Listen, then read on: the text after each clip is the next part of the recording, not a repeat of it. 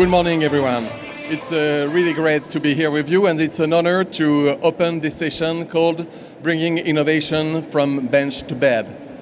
I have to say that I love that title because it says exactly what we are trying to do. To turn science into care, to turn ideas into impact, to take innovation all the way from the lab bench to the patient's bedside. A few weeks ago, I met a startup in healthcare. 3 scientists, a small office, and a huge ambition.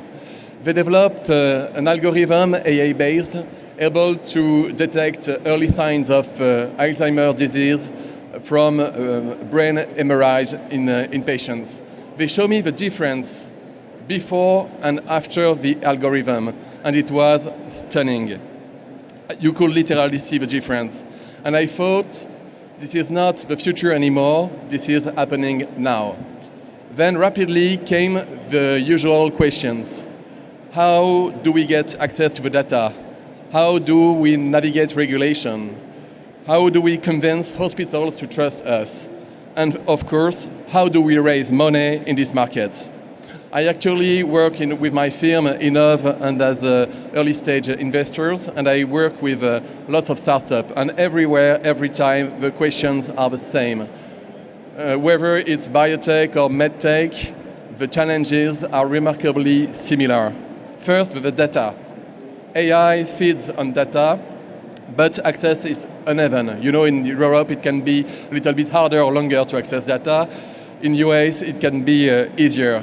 But in general, the real winners are those who find smart, ethical, collaborative way to access and use data.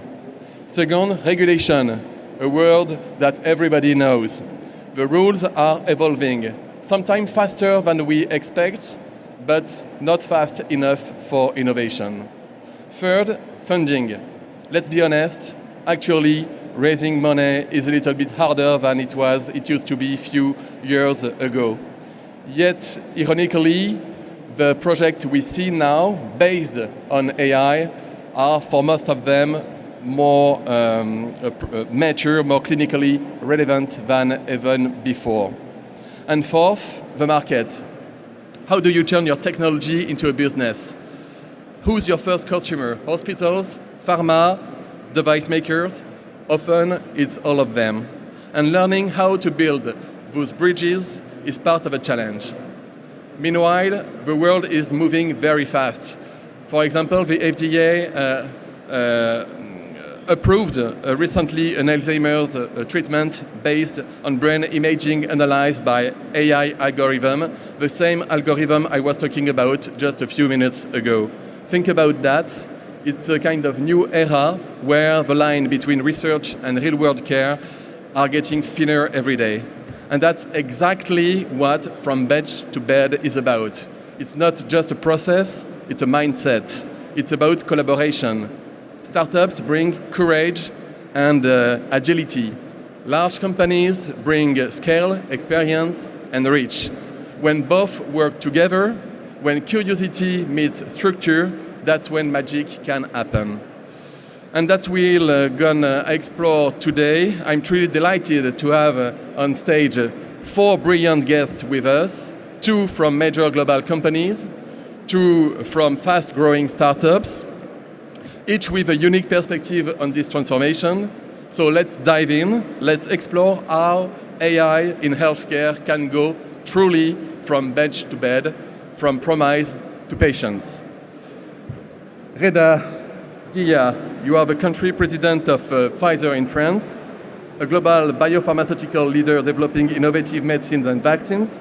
Pfizer increasingly uses AI to accelerate drug discovery and collaborate large and wide to move with speed, effectiveness, and precision to bring innovation to patients faster. Reda, can you tell us what's the role of a large pharma player in today's innovation European ecosystem? I come with you. Thank you. And what I'd like to do is to comment on your introduction. You talked a lot about AI, and I think AI, we're living now a renaissance when it comes to healthcare with AI. AI is actually revolutionizing, as you mentioned, Olivier, revolutionizing both preclinical work, the preclinical work we do in the lab, by identifying just one molecule among millions and dozens of millions of candidates. And it's accelerating in the clinical development, the clinical development programs, and it is gradually increasing the probability of success. So having this context in mind, I would say that our role as a big company within pharma is to bridge, to bridge together, I would say, startups, biotechs in our field, but also the public sector, and I would add also academia. And we do it through partnerships. So partnerships is basically our lifeline. You mentioned, Olivier, about how AI is moving very quickly. AI is moving from, completely transforming what we do from one month to the other. Just to give you an example, it's impossible for any company, even a company of our size, to process all the innovation that AI is bringing. And this is the reason why we are seeking new partners, reaching, I would say, researching very bold ideas. So to give you a very concrete example within Pfizer, when you look at our preclinical programs, thanks to the number of partnerships that we've had on a global level with AI-powered companies, we think we're going to reach a 25 to 30% improvement in our preclinical portfolio in 2025. Now, when you look at the overall value chain within my company, Pfizer, this year, in 2025, we are delivering around 735 million positive impact thanks to AI, and we are on our way to deliver $2 billion in 2026, and this is really by accelerating the adoption of AI. Now, this is on a global level. Let me give you some examples of how we are contributing to the ecosystem on the local market here in France. So just to give you some very, we have dozens and dozens of partnerships within the AI field. Just to mention in the preclinical setting, so we've been partnering with a number of companies, a number of startups. One of them is Edelris. Edelris is a biotech which is an expert in research. What we've done with Edelris, which, by the way, it's a French startup based in Lyon. What we've done with them is we are testing their 2 million candidates against biological targets. And this is thanks to the AI predictive model. This is how we can identify molecules in the preclinical setting and accelerate the process. And we do it in areas where there is a real unmet medical disease for patients. Another startup example is with Ictos. Ictos is a startup based in Paris, and it is an AI-driven startup that actually provides AI solutions for chemical synthesis, but above all, the design of molecules, the design of drugs. And we're using it on a global level in our labs for the, I would say, more for small molecules. We're also moving forward in clinical. We work a lot, and we're sponsoring biotech companies. One is Valneva, which is specialized in vaccines. And this company, basically, we are working with them on a phase 3 program, which is in Lyme disease, and it is accelerated to our digital tools that we're putting in place. One initiative that we're very proud of when it comes to AI is the Pfizer Healthcare Hub. This is a proprietary activity that we're doing. We're connecting biotechs and startups that are powered by AI in France, and we're connecting them to our scientists and to our experts with the objective in accelerating their health solutions, of course, and commercialization. And I'm going to end there. It's with regards to VCs. We invest a lot in VCs, but for disruptive programs, we're focusing on very disruptive programs we're not just putting capital. Last year we put $100 million, but it's not just capital. It's also giving access to expertise and connection to the pharma industry. So this is how we're contributing to the ecosystem. Thank you, Rida. Peter Schardt, you're the CTO of Siemens Healthineers, a pioneer in AI-driven diagnostics. Siemens is a worldwide health technology company specialized in diagnostics, imaging, and connected care, and integrates AI into medical devices and hospital system to improve clinical decision making and patients' outcome. Peter, how do you engage with startups? Through open innovation, through partnerships, maybe acquisitions? Yes, I think very similar to many other large global companies, we also run a dedicated startup program. Yeah, we call it a Shift Innovation Ecosystem to engage very early on. But before I get a little bit into the details, the one thing which we are not doing, we are not primarily a financial investor, yeah, to then exit again and just bet on the opportunities and make money. For us, it's very important that the solutions are complementary, right? So because healthcare, it's, I think, on the one hand side, a very specialized industry. Yeah, you have to go very deep in order to address a very specific problem. On the other hand side, you have to be able to address a very broad scale of customers and to make that very specific solution available. So it's all about large platforms, but integrating very dedicated solutions. And that's what we are going about, right? So we are looking for complementary gaps in our portfolio where startup companies have the right value proposition to exactly fill that gap. And then we team up very early on in terms of early research, clinical research, to also provide the regulatory pathway, and then really team up also in terms of regulatory approval, make it together. Ultimately, it typically ends up that we acquire it, right, the startup completely. So we would rather have a policy of black and white. Yeah. So we are not investing 10, 20% and then see what happens. So we rather work for quite some time together and then say, oh, we are the right ones, and we team up. And from that end, I can only encourage also startup companies to early approach us, engage us, for example, in opportunities, maybe EU public funded grants or something like this, right? So because we also have to find our European way here, in contrast to the US or China, right? And I think in particular when it requires large amounts of data, we have to find our ways. And this is exactly maybe a good reason to now move also from small scale data sets, training a very specific algorithm, maybe with the help of ours to increase the access to data and from there scale up the solutions to become then also broader available. So multiple ways, but for us I think it's important to really team up early on, and therefore, as I said, we have a dedicated startup program. We are scouting proactively, but we're also looking for startup companies who are applicants in for example, public research grants. Thank you, Peter.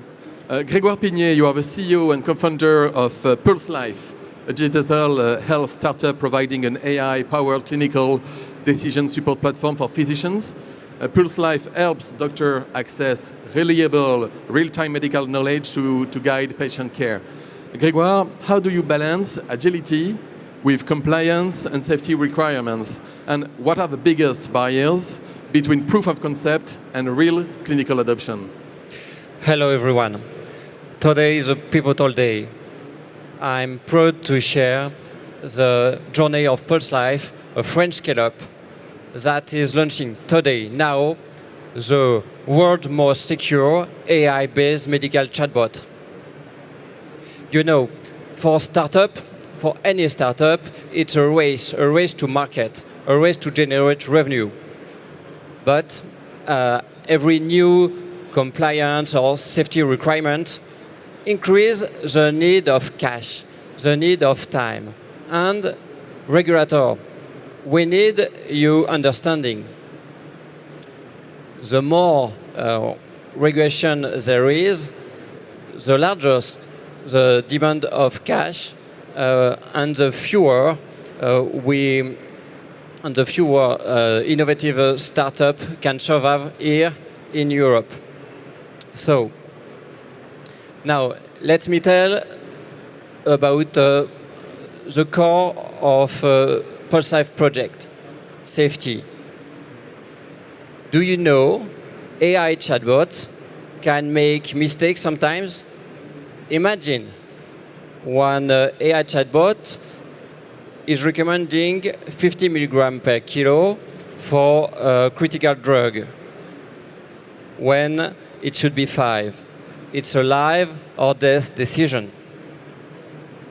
So, when my team first told me we can create this AI, I just say no, it's impossible. Not unless we eliminate the hallucinations completely. It's too dangerous. But, however, agility is a powerful force in startup. And after several months, my team demonstrates that through chatbot, unlike ChatGPT or other generic models, prefer respond, I don't know. I haven't any information about that, rather than create an answer. For chatbot doesn't hallucinate. I don't know is a precious word when you do politics too. You know, maybe sometimes you have to say that. Okay, thank you, Grégoire. Nasheed Jamal, you are the CMO of BioSerenity, a French medtech company creating connected medical devices and telediagnostic platforms for neurology, cardiology, and sleep disorders. Its AI-driven solutions turn physiological data into actionable clinical insights. Nasheed, what do you most need from major industry partners like pharma companies, for example, and medtech giants? We have two of them here, to seamlessly validate and scale your solutions. Thank you, Olivier.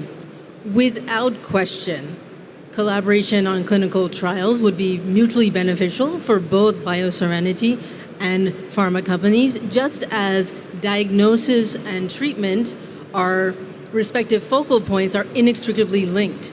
You know, in this era of precision medicine, BioSerenity's AI-driven solutions can help pharmaceutical companies run clinical trials at all stages to help create therapies that are really tailored for individual patients.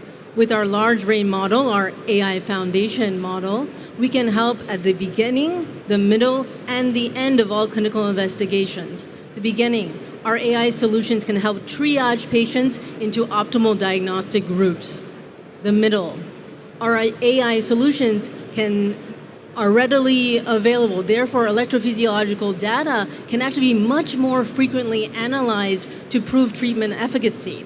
You know, AI can actually detect weak or subtle signals that the human eye cannot, thereby enabling early detection and even prediction of response to treatments. Therefore, with our AI algorithms, we can actually follow the neurophysiological reactions to the treatments, to the various dosages and the medications.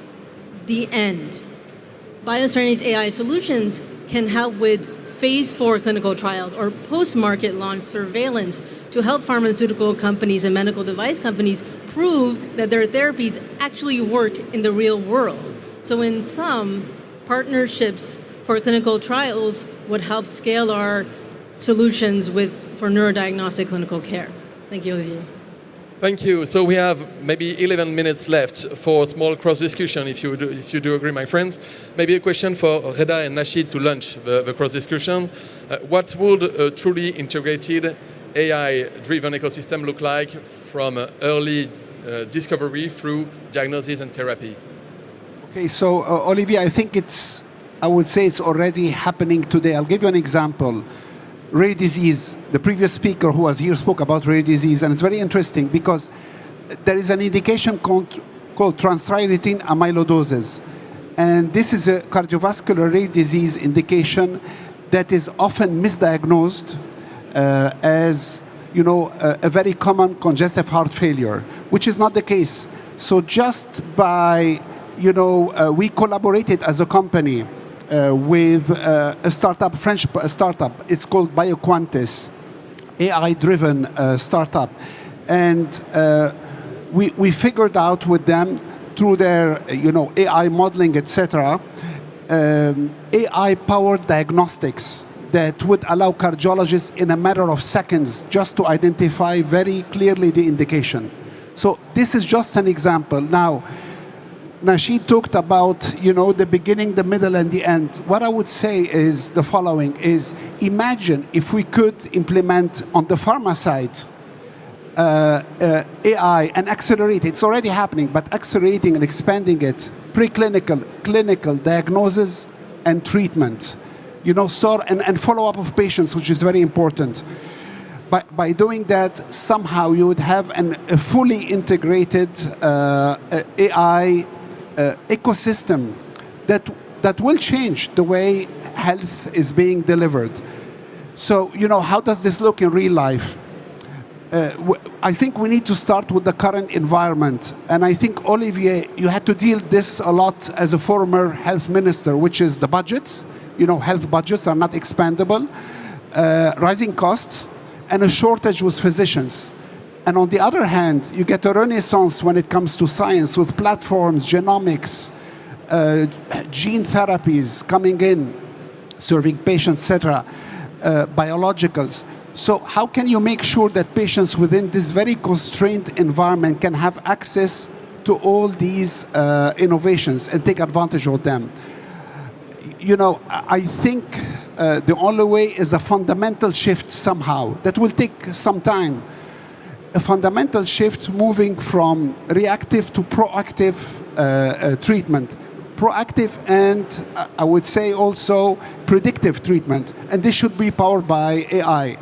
There's so much data out there. And you mentioned data feeds AI. Yes, data feeds AI. And we need to take, to eliminate the regulations because there's so much data out there, specifically in France, by the way. Health data, lifestyle data. So in a way, if we can sort of analyze this data and through AI modeling, we can model individual health trajectories, anticipate the areas where there is risk for patients and delivering very personalized treatment for the future. So this is in a nutshell, I think, how it can happen. Nasheed. Thank you, Rita. I'll give another example. Let's take the ICU, which is a clinical setting in which AI can have potentially significant impact. Studies show that 34% of all ICU patients should have continuous EEG, yet only 11% do. The reason is clear. The supply is much lower than the demand. We have a shortage of neurologists worldwide. The only solution is AI. AI algorithms can help augment the efficiency with which neurologists and ICU doctors can not only interpret EEGs and therefore give an accurate diagnosis, but they can also help ICU doctors and neurologists do risk stratification for prevention to help prevent the seizures and the encephalopathies for which these patients are at risk. And once you have risk stratification that leads to prevention, then you have fewer diagnoses. When you can diagnose, you can give treatment, and then AI can have to actually make sure that doctors give the optimal medications with the optimal dosages at the optimal time. Being with you on stage today contributes to the shortage of neurologists. I'm sorry for that. Thank you. Peter, how can you align your different speeds? Innovation moves fast, we know. Healthcare moves slower. Yeah, you're right. Healthcare moves slow, and maybe for also good reasons, because you want to really, with clinical trials, to provide really the evidence, right? And you for good reasons. There are regulatory hurdles up there, and ultimately to make money, you also need to find reimbursement, right? It takes some time. But I can tell you there is now an emerging reason where also AI moves much faster, and that is the staff shortage. You mentioned it already, the rising cost pressure. So ultimately, it's a time now to also think about productivity as a methodology entering the healthcare domain. And that's what we are seeing. And we as a company, we have more than 100 AI products out there. The ones which are flying out of the shelves is the ones which are making the users, the professionals, more productive. Yeah, the tools which allow them to see twice the number of patients per day, right? that is now moving very fast. And therefore, I believe it is important that we now also think about AI, not also, in terms of innovation, doing a much better job in treating the disease, but also making the system more productive in a good way, right? Therefore, I believe let's also focus on that, because many healthcare professionals will leave the system, right? And waiting times getting longer and longer. And that's our experience. Whatever we can do to reduce waiting times, to reduce demand for documentation and so on by AI, this is flying off the shelves. And many of these products, they sometimes do not even need regulatory approval, right? So there is, I think, a niche there which the demand will grow very fast. Thank you, Peter. Grégoire, what's needed to make partnerships sustainable for a startup and your users? The challenge is clear. Bringing AI into medicine. That's not just enough to build a good tool. We have to build trust. We start by responding to the big issues with the best product. But talk is cheap. Our quality was tested with Examen Classement National. It's the test for future medical doctors in France. And our AI ranked on the top of 2% of the best students in France. That is the standard of excellence we deliver. But we can change the world alone. And we work with the entire ecosystem. Two examples. First, we work with a group like Cerclopé, led by Pfizer, to positioning patients at the center of AI development and AI adoption. Last, but not least, institution. Do you know what AP-HP is? AP-HP is not just the biggest hospital in France. It's the biggest hospital cluster in all of Europe. And today, Pulse Life and AP-HP are launching a massive and foundational partnership to ensure the highest level of security, trust, and adoption of Pulse Life chatbot across France and across Europe. We are building a big partnership with the best player in every category, because together we will succeed. Thank you, Grégoire. Maybe to conclude, because I assume most of the spectators here would like to know, maybe as startuppers, you could improve the way you could work with big pharma, for example, or big medtech. So maybe to conclude, and instead of wrapping up the debate, if you could, Reda, Peter, have a few words to give a last advice to the spectators here. Sure, two takeaways. The first one is scientific rigor. You need to have scientific rigor starting from the early phases of a project. And then this gradually will be, of course, supported with very solid data. So that's number one. Number two, it's, when working on a project in a startup, think long-term, but also scalability. Even though we have a partnership with a French startup, we think globally because we're a global company, and how to implement this, the outcome, the health solution of this project on a global level. So my advice would be really to team up very early in the process and maybe leverage, for example, EU-funded IHI grants or so on to change, to make really a change to a certain disease state, like stroke, cardiovascular, whatever. There is always the opportunity to find out whether our portfolios are complementary, at which we can then evolve together. So teaming up very early is the most important. So thank you for joining me in this exercise. Thank you for the advice, for the testimony you allowed today, and good luck to both of you. And thank you to join us. Thank you. Thank you, Olivier. Thank you very much. Thank you. Thank you very much.